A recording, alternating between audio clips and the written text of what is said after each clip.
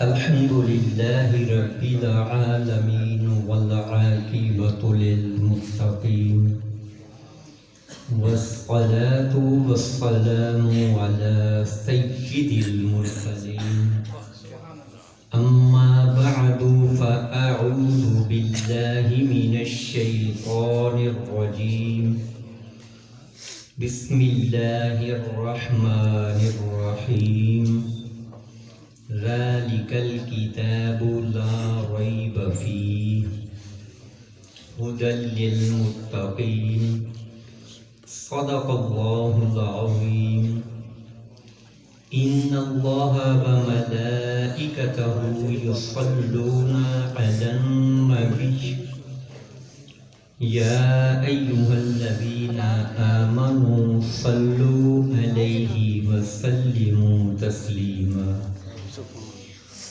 جم جم کر لجپال کریم آقا علیہ السلام کی حضور ناز میں گلہائے عقیدت پیش فرمائیے الصلاة والسلام علیکہ یا رسول اللہ الصلاة والسلام علیکہ یا سیدی یا حبیب اللہ وعلا آلک واصحابک یا نبی اللہ یا صاحب الجمال و یا سید البشر من وجهك المنیر لقد نور القمر لا يمكن الثناء كما كان حقه بعد الخدا بزرگت ای قصہ مختصر سبحان اللہ سبحان اللہ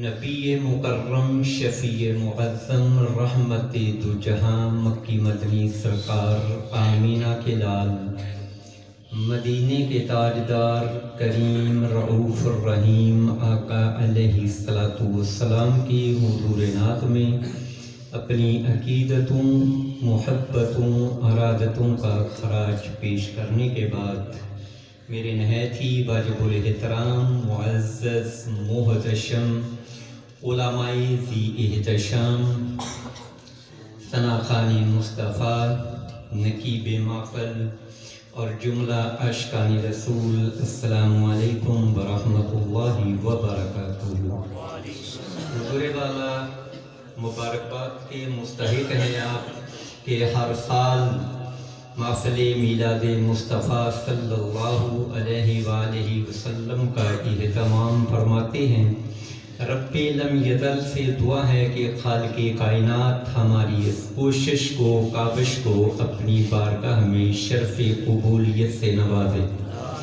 رب لم یزل ہمارا خاتمہ بالخیر فرمائے اللہ تبارک و تعالی ہمیں حضرت ابو بکر صدیق رضی اللہ تعالی عنہ کے آقا حضرت عمر فاروق رضی اللہ تعالی عنہ کے مولا عثمان غنی رضی اللہ تعالی عنہ کے ملجا حیدر کرار حضرت علی المرتضی کرم اللہ وجہہ الکریم کے مأوی حسنین کریمین کے نانا جان سیدہ طیبہ طاہرہ فاطمہ الزہرا سلام اللہ علیہا کے ابا جان کی شفاعت نصیب فرمائے حضور والا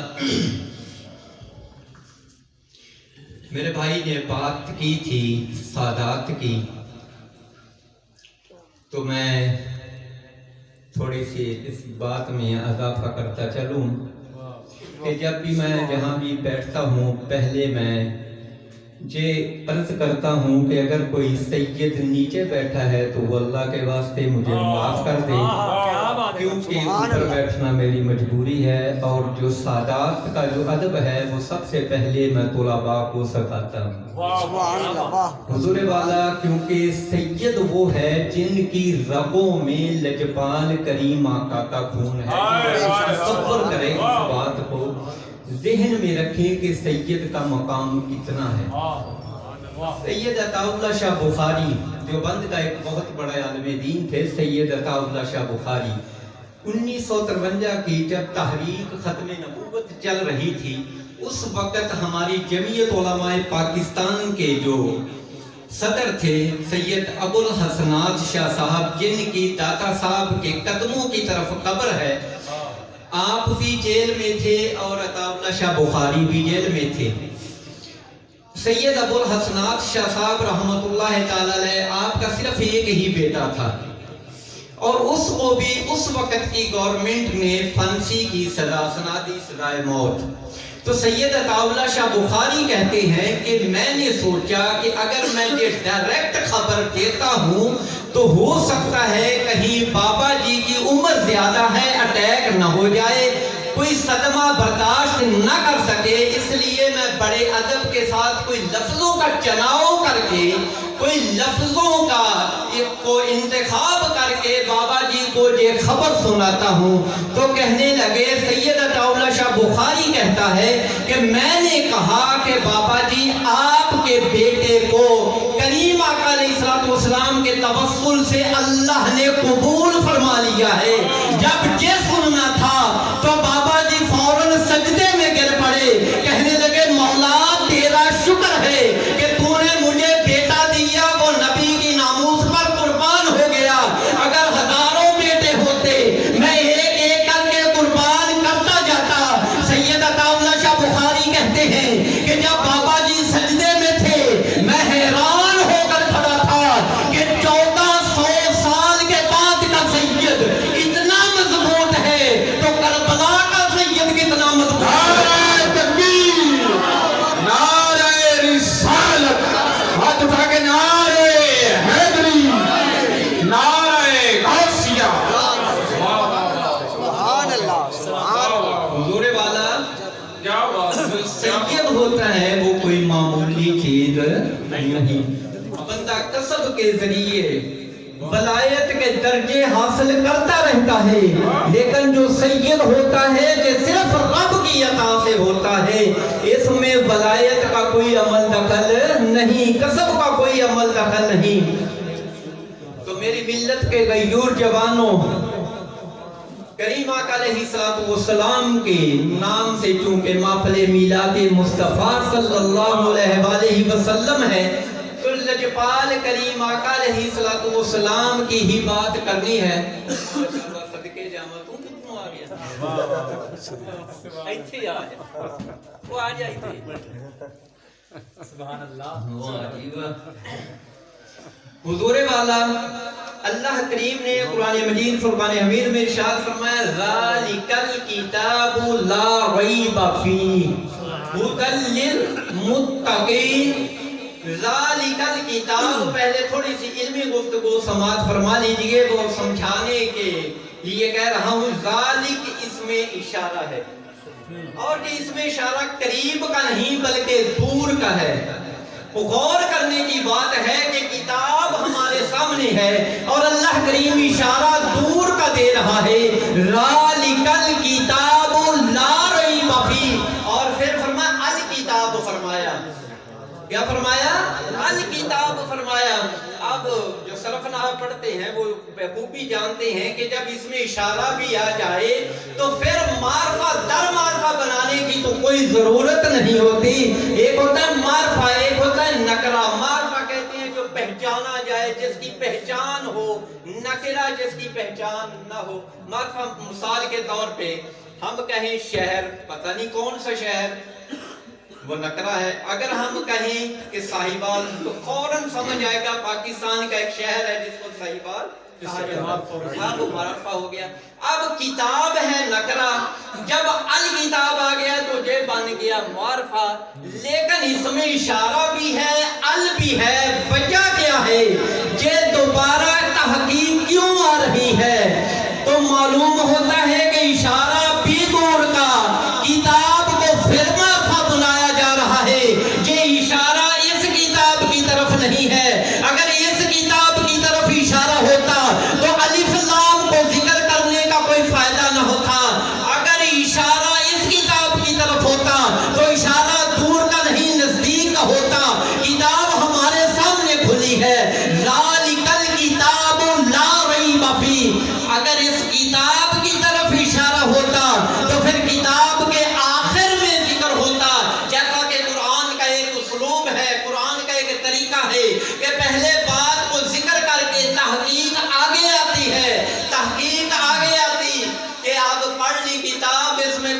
نہیں، لیکن کتاب تو ابھی شروع ہو رہی ہے، اور شروع میں رب لم یزل فرما رہا ہے ذالک الکتاب لا ریب فیہ، تو معلوم ہوا یہ اشارہ کسی اور کتاب کی طرف ہے۔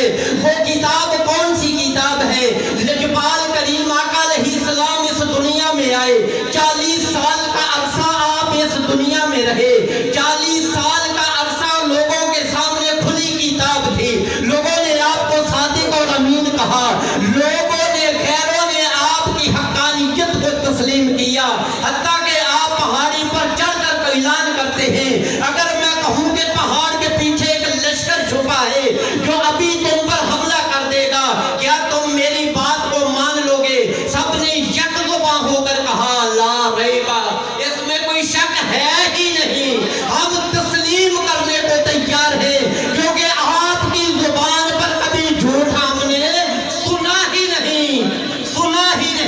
تو اس وقت کسی شخص نے دوسرے سے کہا کہ بالفرض محال اگر ہم پہاڑ پر کھڑے ہو جاتے، دوسری طرف لشکر کو نہ دیکھتے، تو پھر ہم جواب کیا دیتے؟ تو اس نے کہا کہ جواب میں نے یہ دینا تھا کہ میری نظریں دھوکا کھا رہی ہیں، لشکر ضرور ہوگا، لشکر کہیں نہ کہیں ضرور ہوگا جو مجھے نظر نہیں آ رہا ہوگا۔ فرمایا کہ دیکھو ذالک الکتاب لا ریب فیہ، کہ اس کتاب میں کوئی شک نہیں، اور اسی کتاب کی طرف اقبال نے اشارہ کیا تھا کہ لوح بھی تو قلم بھی تو تیرا وجود الکتاب، یہ اشارہ اس کتاب کی طرف ہو رہا ہے کہ دنیا والوں دیکھ لو، 40 سال تک یہ کتاب نے تم نے اس کو ورق گردانی کی، چلتے پھرتے اس کو دیکھا، اب دیکھو کہ اگر اس میں کوئی شک نہیں ہے تو پھر کیا کرو؟ ھدی للمتقین، اب اسے ہدایت وہی پائے گا جس کے دل میں تقوی ہوگا، جس کے دل میں تقوی ہوگا، اور تقوی کس کو کہتے ہیں؟ تقوی اللہ کے خوف کو کہتے ہیں، اور یہ کس کے دل میں آتا ہے؟ جس کے دل میں عشق رسول۔ سبحان اللہ، سبحان اللہ،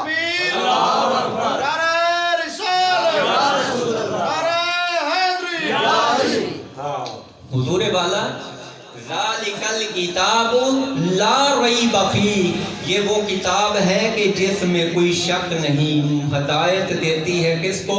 متقین کو۔ اب کریم آقا علیہ السلام تو ہر ایک کے لیے رحمت بن کر تشریف لائے، ہر کسی کے لیے رحمت بن کر تشریف لائے، کیونکہ اللہ کریم نے ارشاد فرمایا وَمَا أَرْسَلْنَاكَ إِلَّا رَحْمَةً لِلْعَالَمِينَ، اور ہم نے آپ کو نہیں بھیجا مگر تمام جہانوں کے لیے رحمت بنا کر۔ اتنی رحمت بن کر آئے۔ فتح مکہ کے موقع پر جب آپ کا لشکر جرار جا رہا تھا تو فوراً آپ اونٹنی سے اترتے ہیں، اور ایک پہاڑ پہ غار ہوتا، غار کے منہ کے سامنے آپ کھڑے ہو جاتے ہیں تلوار لے کر، صحابہ کا لشکر گزر رہا ہے، صحابہ بڑے مضطرب ہیں کہ کریم آقا علیہ السلام کیوں یہاں پہ کھڑے ہوئے ہیں۔ جب لشکر گزر گیا، کریم آقا علیہ السلام وہاں سے چلنے لگے تو صحابہ نے پوچھا یا رسول اللہ آپ کے یہاں رکنے کی وجہ کیا تھی؟ تو کریم آقا علیہ السلام نے ارشاد فرمایا کہ یہاں پر میں نے دور سے دیکھا کہ ایک کتیا کبھی غار کے اندر آتی ہے، کبھی باہر آتی ہے، اس کے بچے تھے، وہ پریشان تھی کہ لشکر آ رہا ہے، کہیں میری گود اجڑ نہ جائے، کہیں میرے بچے پاؤں تلے آ کر روندے نہ جائے۔ میں اس کتیا کے بچوں کی حفاظت کے لیے جہاں کھڑا تھا کہ کل قیامت والے دن وہ شکایت نہ لگا دے کہ یا اللہ کوئی فاتح بن کر مکہ میں آیا تھا لیکن میری گود کو اجاڑ کر چلا گیا، تو اس لیے میں یہاں پر پہرا دینے کے لیے کھڑا تھا۔ ارے جو کتیا کے بچوں کی بھی حفاظت کرے، کیا وہ کریم آقا علیہ السلام ہم کو لوارث چھوڑ سکتے ہیں؟ کیا وہ اپنے امتیوں کو بھول سکتے ہیں؟ کریم آقا علیہ السلام نے تو ہر وقت اپنے امتیوں کو یاد رکھا ہے۔ اب امتی اگر کریم آقا سے وفا نہ کرے تو یہ امتی کی بدبختی ہے، لیکن کریم آقا علیہ السلام نے تو ہر وقت اپنی امت کو یاد رکھا ہے۔ کہاں کہاں یاد رکھا ہے اپنی امت کو؟ کوئی ایسا موقع گیا خالی گیا ہی نہیں یہاں پہ امت کو یاد نہ رکھا ہو. کوئی ایسا موقع گیا ہی نہیں یہاں امت کو یاد نہ رکھا ہو, جہاں انسانیت کی بھلائی نہ کی ہو. کریم آقا علیہ السلام آئے تو رحمت بن کر آئے. آج کہتے ہیں کہ میلاد کیسے کہاں لکھا ہے منانا. اگر کریم آقا علیہ السلام تشریف نہ لاتے تو کیا آج ہمیں وہ عزت ملتی جو آج ہمیں عزت ملی ہے. اب عزتیں صرف کریم آقا علیہ السلام کی وجہ سے ہے. اگر کسی کو بھی کوئی عزت ملی ہے تو وہ لجپال آقا کی وجہ سے عزت ملی ہے. نہیں, وہ پہلے وہی ماں تھی جس ماں کو کندھوں پہ اٹھاتے منڈی میں لے جا کر فروخت کر دیتے. لجپال کریم آقا آئے اور آ کر آپ نے جنت کو 7ویں آسمان سے اوپر جنت ہے, 7ویں آسمان سے اوپر جنت کو کھینچا, ماں کے قدموں کے نیچے رکھ دیا. وہی باپ تھا جس بوڑھے باپ کو کوئی پوچھتا نہ تھا. کریم آقا علیہ السلام نے آ کر اعلان فرمایا کہ باپ کی رضا میں رب کی رضا ہے. اور وہی بیوی جس کی کوئی قدر نہ تھی, کریم آقا علیہ السلام نے آ کر بیوی کے حقوق بتائے. اور وہی بیٹی تھی جس کو زندہ دفن کر دیا جاتا تھا. اس دور میں جس دور میں بیٹیوں کو زندہ دفن کیا جا رہا تھا, لجپال کریم آقا فرما رہے ہیں فاطمہ میرے جگر کا ٹکڑا ہے. اگر آج میں کہوں آپ کہیں کہ میری بیٹی میرے جگر کا ٹکڑا ہے, کوئی بڑی بات نہیں ہے. بٹ آج سبھی پیار کرتے ہیں لجپال کریم آقا کی وجہ سے. بڑی بات اس وقت تھی جب بیٹیوں کو زندہ دفن کیا جا رہا تھا. لجپال کریم آقا فرما رہے تھے فاطمہ میرے جگر کا ٹکڑا ہے. اسے یہ میری ملت کے غیور جوانوں, میلاد تو ہر اس ماں کو منانا چاہیے جس ماں کے قدموں کے نیچے کریم آقا نے جنت رکھی ہے. میلاد اس ہر باپ کو منانا چاہیے جس کی رضا میں رب کی رضا ہے. جو میلاد ہے ہر اس بیوی کو منانا چاہیے جس کو اس کے حقوق ملے. میلاد ہر اس بیٹی کو منانا چاہیے جو پہلے زندہ دفن کی جاتی تھی.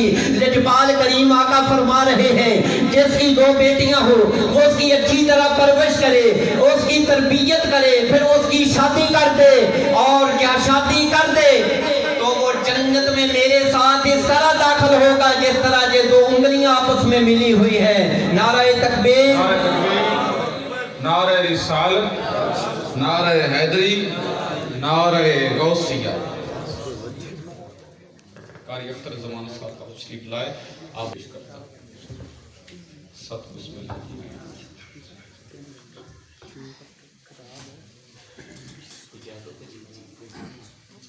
ماشاءاللہ بحمدہ تعالی ہماری اس بزم کے خصوصی خطیب پاکستان حضرت علامہ مولانا اختر زمان عطاری قادری صاحب تشریف لا چکے ہیں. اللہ تعالیٰ ان کو عمر خضری عطا فرمائے. اللہ تعالیٰ ان کے علم و عمل میں برکتیں اور رحمتوں کا نزول فرمائے. اب انشاءاللہ کچھ ہی دیر کے بعد میں آپ کے اور ان کے درمیان زیادہ دیر حائل نہیں رہوں گا, صرف 2-3 باتیں کر کے اجازت چاہوں گا. ذرا توجہ کے ساتھ سماعت فرمائیے. لجپال کریم آقا علیہ السلام آپ کی تشریف آوری تمام جہانوں کے لیے باعث رحمت ہے. کریم آقا علیہ السلام کا آپ کا تشریف آوری تمام جہانوں کے لیے باعث رحمت ہے. تو آخر میں صرف آپ کو ایک مسئلہ سمجھا کر اجازت چاہتا ہوں. وہ مسئلہ کیا ہے, شاید پہلے بھی کئی دفعہ سمجھایا ہو لیکن کیونکہ کوئی آدمی ساتھی نئے آتے ہیں, اگر وہ بات کو آپ ذرا دن کی ترتیب پہ لکھ لیں, اچھی طرح سمجھ لیں, تو پھر آپ ہر ایک کو جواب دے سکتے ہیں. وہ میں آپ کو اچھی طرح گھول کر سمجھاؤں گا انشاءاللہ. اللہ کریم نے ارشاد فرمایا وَاعْتَصِمُوا بِحَبْلِ اللَّهِ جَمِيعًا وَلَا تَفَرَّقُوا. اللہ کی رسی کو مضبوطی سے پکڑ لو, وَلَا تَفَرَّقُوا, اور تفرقے میں نہ پڑو. کس میں نہ پڑو؟ یہ صرف آخری بات ہے، آخری مسئلہ ہے، بس اس کو سمجھ لو۔ آپ سے جو بھی میلاد کے بارے میں سوال کرے گا آپ انشاءاللہ اس کو صحیح جواب دے لیں گے۔ وَاعْتَصِمُوا بِحَبْلِ اللَّهِ جَمِيعًا وَلَا تَفَرَّقُوا، اللہ کی رسی کو مضبوطی سے پکڑ لو اور تفرقے میں نہ پڑو۔ یہ باور وہ ہم پہ کراتے ہیں کہ ہم تفرقے والے ہیں، اور وہ کہتے ہیں کہ ہم دیکھو جی ہم وَلَا تَفَرَّقُوا، تفرقے میں نہ پڑو، فرقہ واریت میں کچھ نہیں رکھا، بس اللہ کا بات کرو، رسول کا بات کرو، بس نماز کا بات کرو، فرقے والی بات نہ کرو۔ ہم بھی کہتے ہیں کہ فرقہ واریت پہ لاکھ بار لعنت، فرقہ واریت پہ لاکھ بار لعنت بھیجتے ہیں، لیکن ہم فرقے والے نہیں، ہم جماعت والے ہیں۔ یہ بات ذہن میں رکھے۔ بعض لوگ کہہ دیتے ہیں کہ ہمارا فرقہ کون سا؟ فرقہ نہیں، ہماری جماعت ہے۔ فرقہ نہیں ہوتا، فرقہ تو فرق کرنے والا تفریق ہے، فرقہ ہمارا نہیں، ہماری جماعت ہے۔ فرقہ کوئی نہیں، ہماری جماعت ہے۔ ہم تو فرقہ واریت پہ لعنت بھیجتے ہیں، لیکن اللہ نے اگر یہ کہا ہے کہ وَلَا تَفَرَّقُوا، فرقہ پرستی کو چھوڑ دو، تفرقے میں نہ پڑو، تو پھر اس سے بچنے کا کوئی حل تو بتایا ہوگا نا؟ جو علامہ صاحب، بچنے کا کوئی حل تو بتایا ہوگا نا، کہ اللہ نے اگر کہا ہے کہ تفرقے میں نہ پڑھو، یہ تو آدھی آیت پڑھ لی اور اگلا مطلب اگلی آیت کو چھوڑ دیا، اگلو بات کو پڑھا ہی نہیں۔ یہ تو وہی بات ہوئی کہ قرآن میں ہے یا ایھا الذین آمنوا لا تقربوا الصلاۃ، یہاں تک پڑھو، آگے پڑھو ہی نا۔ اے ایمان والو نماز کے نیڑے نہ جایا ہے، سب کو نہ پڑھیو۔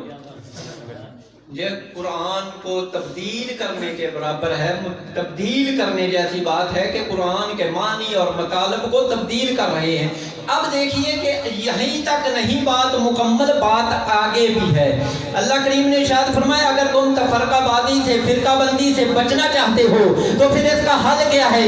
آگے اللہ کریم حل بتا رہا ہے، فرمایا وَاذْكُرُوا نِعْمَتَ اللَّهِ عَلَيْكُمْ، اس نعمت کا چرچا کرو جو تم پر ہے۔ یا رب العالمین، تیری نعمتیں بے شمار ہیں، تیری بے شمار نعمتیں ہیں، اگر ہم تیری نعمتوں کا شمار کرنا چاہیں تو شمار نہیں کر سکتے۔ ہاتھ تیری نعمت، پاؤں تیری نعمت، یا رب العالمین پورا جسم تیری نعمت، اس نعمت کے علاوہ بے شمار نعمتیں ہیں، اگر ہم گننے بیٹھ جائیں ہماری زندگی کی سانسیں ختم ہو سکتی ہیں، لیکن تیری نعمتوں کو ہم شمار نہیں کر سکتے۔ یا رب العالمین، تو نے تو یہاں واحد کا صیغہ بولا ہے، ایک نعمت کا چرچا کرنا ہے، وہ نعمت کون سی ہے؟ وَاذْكُرُوا نِعْمَتَ اللَّهِ عَلَيْكُمْ، تو آگے اللہ کریم نے ارشاد فرمایا اِذْ كُنْتُمْ أَعْدَاءً فَأَلَّفَ بَيْنَ قُلُوبِكُمْ، اس نعمت کا چرچا کرنا ہے کہ جس نعمت کی وجہ سے تم آپس میں بھائی بن گئے، عداوتیں چھوڑ دی، دشمنیاں چھوڑ دی، تم آپس میں بھائی بن گئے۔ اللہ پھر یہاں پر ایک اشکال اور باقی رہ جاتا ہے کہ محبت ایک ایسی عظیم الشان نعمت ہے جس کی وجہ سے وہ دلوں میں آئی اور اس کی وجہ سے ہم آپس میں بھائی بن گئے۔ یہ ایک اشکال ذہن میں آ گیا کہ محبت بھی تو ہو سکتی ہے۔ وَاذْكُرُوا نِعْمَتَ اللَّهِ عَلَيْكُمْ إِذْ كُنْتُمْ أَعْدَاءً فَأَلَّفَ بَيْنَ قُلُوبِكُمْ، تمہارے دلوں میں الفت ڈالی، فَأَلَّفَ بَيْنَ قُلُوبِكُمْ فَأَصْبَحْتُمْ بِنِعْمَتِهِ إِخْوَانًا، جس کی وجہ تم آپس میں بھائی بن گئے۔ اب محبت یہ بھی عظیم ہے، اگر اللہ تعالیٰ اس دنیا سے محبت کو ختم کر لے تو دنیا کا نظام آج ہی ختم ہو جائے۔ لجبال کریم آقا علیہ السلام نے ارشاد فرمایا کہ اللہ کے نے 99 رحمت کے حصے اپنے پاس رکھے، ایک اس دنیا پہ بھیجا، اور اس ایک رحمت کے حصے کی وجہ سے جانور بھی اپنے پاؤں، بچے کے پاؤں پر پاؤں نہیں رکھتا، بچے کے جسم پر جانور بھی پاؤں رکھتے اٹھا لیتا ہے اس رحمت کی وجہ سے۔ جو محبت ہے، وہ شاعر کہتا ہے کہ محبت کے سوا تیری دنیا میں رکھا ہی کیا ہے، مقصد میں جانتا ہوں الہی تخلیق کائنات کا۔ محبت یہ نعمت ہے، تو پھر آگے جب ہم نے قرآن کو پڑھا تو اس چیز کی بھی نفی ہو گئی۔ وَكُنْتُمْ عَلَى شَفَا حُفْرَةٍ مِّنَ النَّارِ، اللہ کریم نے فرمایا کہ تم جہنم کے کنارے پر پہنچ چکے تھے، فَأَنْقَذَكُم مِّنْهَا، بس اس نے تم کو بچا لیا۔ اب کس نے جہنم کے کنارے سے جنت کی راہوں پہ ڈالا؟ وہ کون سی نعمت عظمیٰ ہے جس نے جہنم کے کنارے سے پکڑ کر ہم کو جنت کا راہی بنا دیا. وہ پیچھے ہم جب ربط جوڑتے جائیں گے تو وہ نعمت عظمیٰ کریم آقا علیہ السلام ہی کی نعمت ہم کو نظر آئے گی کہ لجپال کریم آقا کی وجہ سے ہم بھائی بھائی بنے, لجپال کریم آقا کی وجہ سے ہم جہنم سے جانے سے بچنے والے بن گئے اور جنت کے راہی بن گئے. اور پھر کریم آقا علیہ السلام پر نازل ہونے والی کتاب میں اللہ کریم نے فرمایا وَاذْكُرُوا نِعْمَتَ اللَّهِ, اس نعمت کا تم نے چرچا کرنا ہے. اور پیچھے فرمایا وَلَا تَفَرَّقُوا, تو مطلب کیا, اگر تم نے فرقہ واریت پر لعنت بھیجنی ہے, فرقہ واریت سے بچنا ہے, تو اس نعمت عظمیٰ کا چرچا کرو جو تم پر ہے.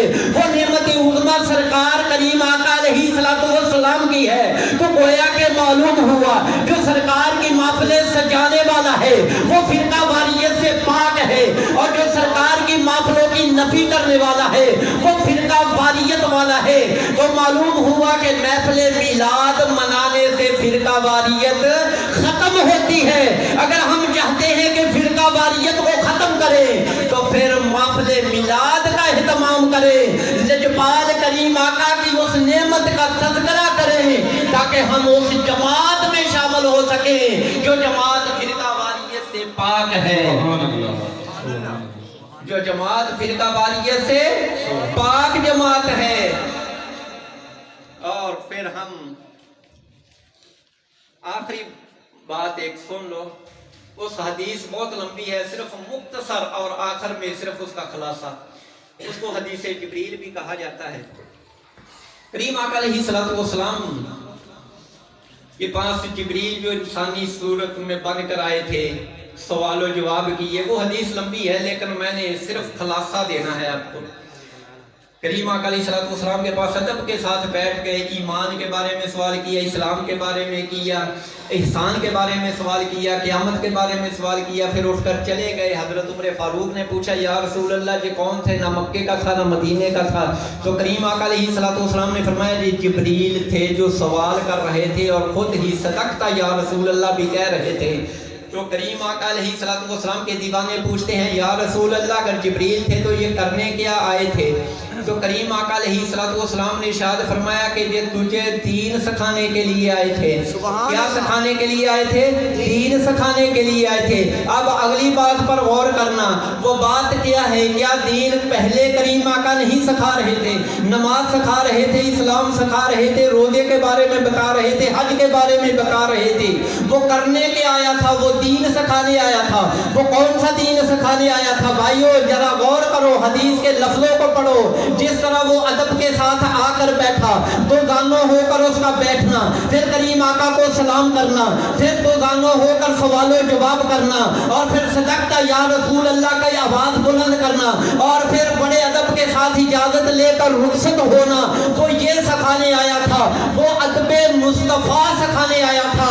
اور لجپال کریم آقا نے فرمایا وہ دین سکھانے کے لیے آیا تھا. گویا کہ اس بات کی شرف اشارہ کر دیا کہ وہ تجھے دین سکھانے کے لیے آیا تھا. آیا وہ ادب مصطفیٰ سکھانے کے لیے آیا تھا. کریم فرما رہے ہیں وہ دین سکھانے کے لیے آیا تھا. گویا کہ کریم آقا فرما رہے ہیں کہ پورے کا پورا دین ادب مصطفیٰ میں ہے. پورے کا پورا دین ادب مصطفیٰ میں ہے. اگر ادب مصطفیٰ نہیں تو پھر دین نہیں, اگر ادب مصطفیٰ ہے تو پھر دین باقی ہے. اللہ تعالی عمل کی توفیق عطا فرمائے. وآخر دعوانا الحمدللہ. سبحان اللہ.